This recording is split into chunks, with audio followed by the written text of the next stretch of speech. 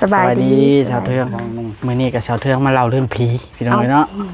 หรือว่าเฮาสิสัมภาษณ์ทั่วไปกับชาวเทืองพร้อมเรื่องผียังชาวเทืองที่เราผียังที่เจ้าเคยเห็นบ่เจ้าเคยแม่นเจ้าอยู่ เห็นค่ำคืนเคยเห็นบ่โดยพี่ปอบก็เห็นเป็นยังไงลองเล่าสถานการณ์ดูแต่ในบ้านนี้ยังบ่เคยเห็นเพราะว่าเห็นอยู่บ้านผัวเห็นอยู่หน้าบ่แม่นเราเห็นอยู่บ้านผัวเลยเล่าต่อเลยอันตอนมื้อหน้านาทีเขาว่าสิไปก้านอันแมงตักแตนเนาะผัวว่าสิไปก้านแมงตักแตนนะครับนะก็บ่ทันได้อันอย่างนะประมาณ 6:00 น 7:00 นนี่แหละและอันกดแล้วแนมออกไปในหนทางนะเพราะว่าเถียงหน้ามันสิใกล้กับอันหนทางหั่นนะแล้วแนมออกไปแล้วแซงอีหยังถามผัวเด้อผัวว่าโคมอีหยังมันคือสิไปวูดบัดเดียวอันนี้ก็ได้ที่แรกมันสิเป็นแสงน้อยๆเนาะสิเป็นแสงน้อยๆบัดนี้ล่ะมันสิลอยขึ้นเทิงแล้วมันสิเป็นแสงใหญ่ๆแล้วมันก็สิคุแบบมันมีแนวคุลงหั่นนะนั่นน่ะคือไผกระบองบ่แม่นเดี๋ยวคือไผกระบองนี่แหละแล้วถามเราว่าโคมเขาไปก้านอึ้งเขาว่ะ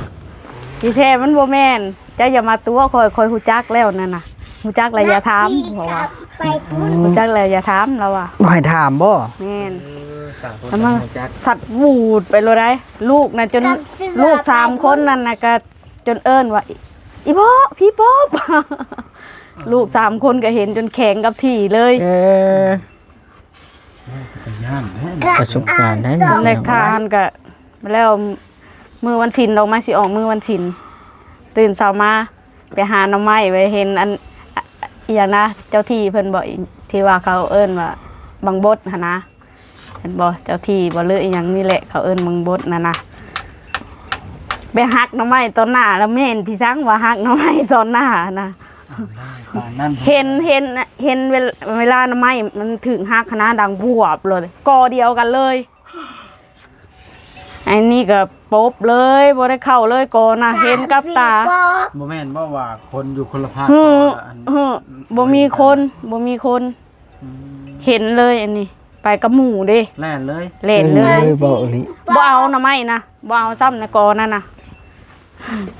ไปกับหมู่เด้คำคอยเคยไปแต่กับเมียประมาณเด้เรื่องนี้ก็มันน่าจะเหลือเชื่อแต่ว่าเป็นประสบการณ์ของชาวเทืองพี่น้องเอ้ยเห็นบางเฮือนหลังนี้เห็นเทื่อเดียวนั้นบ่ชาวเทืองโดย2เทื่อ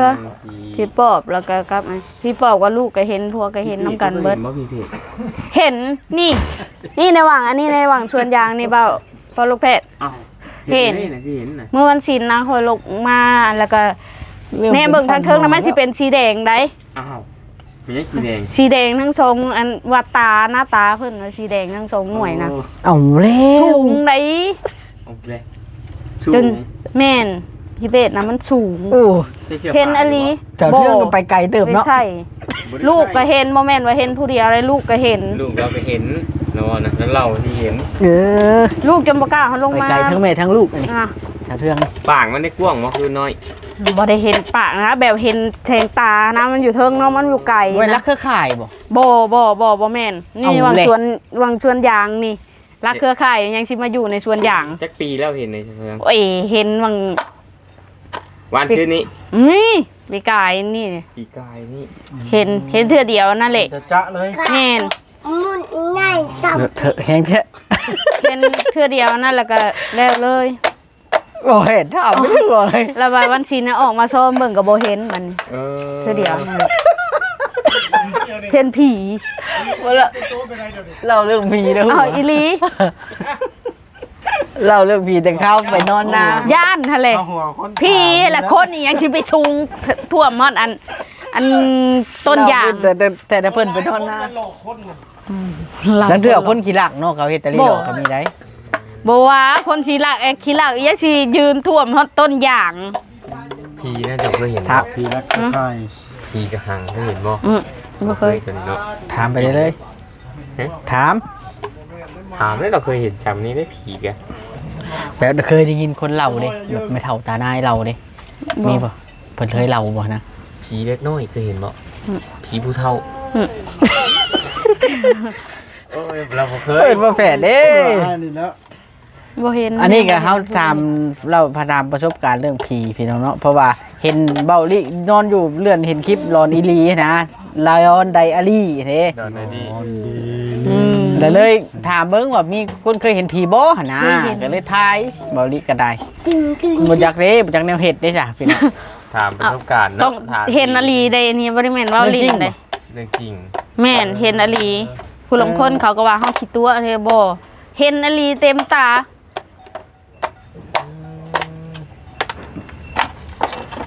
น่า ผีเปรตก็เห็น บ่เห็ ผี น ปอบก็เห็น บ่เห็นปากมัน เห็นปากมันเอาเขาว่าปากมันน้อย น้อยๆนี่เพิ่นสิไปเห็นปาก เออ แถมมันบ่สูงเนาะ ถูก อึ้งเลยบ่ คันเตี้ยๆคือจุมเฮานี่ยังพอว่า เลยเพราะสิได้เห็นปาก อันนี้บ่สูง เห็น เห็นตัวเดียว ตัวเดียวดีแล้วแน่เนาะ อึ้งเลย ที่แรกอะคิดว่าเสียงเด็กน้อยให้มันบ่แม่น เอาเลย เสียงมันห้องบ่ แม่นเสียง ไป ห้อง ทานบ่ ห้อง คิดว่าเสียงเด็กน้อย มันบ่จื้อเลยนะ เสียงบ่สอนบ่เป็น เอาคล้ายๆนะแบบว่าจะ คล้ายๆก็คือเสียงเด็กน้อยให้นี่ ผีกองก้อยเด้จ้ะเทือง เออบ่เห็น ก้องก้อยก๊อก น่ะเห็นว่า บอกแบบว่าเขาเคยไปถามคนหนึ่งเป็นหมู่ทันหมอนะตู้ชิวเด้อยู่ใกล้เพื่อนตู้แพทย์นะแล้วว่าเคยเห็นผีกองก้อยเราบ่นะเคยเห็นผีกองก้อยเขาไม่ได้ก้องก้องก้องก้อง ถ้า บ่ เขา เป็นหยั ผู้ ง เฒ่าเพิ่นนั้น ก้อย น่าสิเค ก้องแล้วมันเช็ดรถ เพื่อนหลังนั้นน่ะเสร็จแล้ว เบิด เบิดเขามันกินกันเว่าก้องก้อยก้องก้อยก้องก้อยแล้วบ่เป็นหยังกันก้องก้อยก๊อกแล้วมันจัดการรถ โอ้ บ่เคยเห็น ช่างว่าแท้บ่ลิ เอ้าไอ้นี่ดูได กองไฟกอกมันเรียบร้อยแล้ว แม่น เอาไปตื้อเอาลิก็ได้ ก้อยกันละพังเฒ่าเรามานะ เต่าเนาะ ถ้าคันผู้เฒ่าเพิ่นเห็นนั้น ระวังเด้อแต่ละคนเด้อคันได้ยินเสียงว่าก้องก้อยก้องก้อยชื่อนี่พอทนทำกอกมาได้เลย สมัยนี้คือสิบ่เห็นมีแล้ว แต่ส่วนหลายยังมีอยู่ปอบนะ เออ แต่กี้คอยไปอยู่สวนยาง ปอบนะ เอาบอกว่าเคยเห็นบ่ บ่ไปสิเล่าประสบการณ์ให้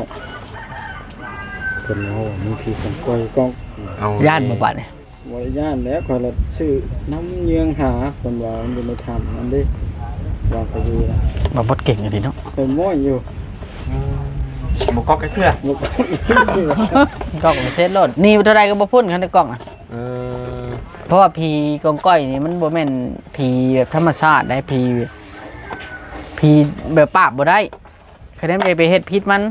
ผีหมอนี่ ลงไปกอกเลยบ่ มันก็ไม่ได้กอกนี่เรียบร้อยแล้วมันนำจนได้ มันเอาหมูเอากระตอกกองมันมานำกันบ่ได้กัน ไปดีบ่จอย กินข้าวแม่นแหละกินน้ำกันแล้วเนาะกำลังสิถาม เนาะ อืม กอก ผี ฮะ ก้อยเดี๋ยวบ่าวจ้อยเล่าประสบการณ์หลายเรื่องผีนะ มาข่าวแล้วก็ ผีกระหังชาวเรื่องก็บ่เห็น อืม ผี บ่เคยเห็น มีผียังบัดนี้ ผีของก้อย ถือว่าก็ถือว่าเบาลีได้พังจากพระเท่าซิ่วพี่น้องเนาะบ่าวฮอดกระดูกกระเดี่ยวแล้วผีก้อยกอกนี่ เป็นกอกก็เป็นอะไร เรียบร้อยแล้วเราเรียบร้อย